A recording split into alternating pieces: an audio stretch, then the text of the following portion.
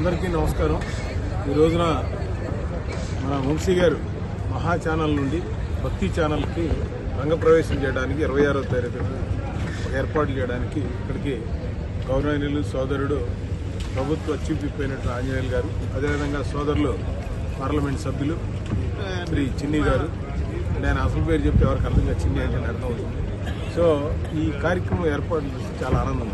ఎందుకంటే ఇవాళ మన భారతదేశం సంస్కృతి సంస్కారానికి మన యొక్క ఆధ్యాత్మిక చెందిన ప్రపంచంలో పుట్టినిల్లు మన భారతదేశం.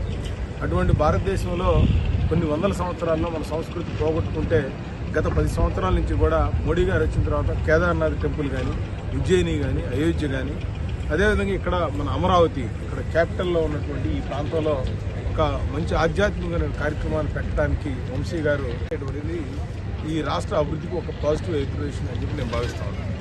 అదేవిధంగా మన రాష్ట్రంలో ఉన్నటువంటి ఈ దేవాలయాల్లో లేదా వేరే రాష్ట్రాల్లో ఉన్న దేవాలయాలు కన్నా మనం ఒకసారి చూసినట్లయితే ఇవాళ ప్రజలందరూ కూడా ఉదయం లేచిన దగ్గర నుంచి చదువుకోవడం, డబ్బులు సంపాదించడం, మానసికమైనటువంటి ఆందోళన చేయడం, ఆత్మహత్యలు చేసుకోవడం. దీనికి కారణం ఏంటంటే మెయిన్ మనిషికి దేని మీద కాన్సన్ట్రేషన్ చేస్తే ఆధ్యాత్మిక చింతన వైపుకి వెళ్తే ఇవన్నీ సమస్యలు ఉండవు. ఇవాళ స్కూళ్ళల్లో కానీ కాలేజీల్లో కానీ ఆత్మహత్యలు జరగడానికి కారణం ఏంటంటే వాళ్ళకి ఎవరు చెప్పేవాళ్ళు లేకపోతే.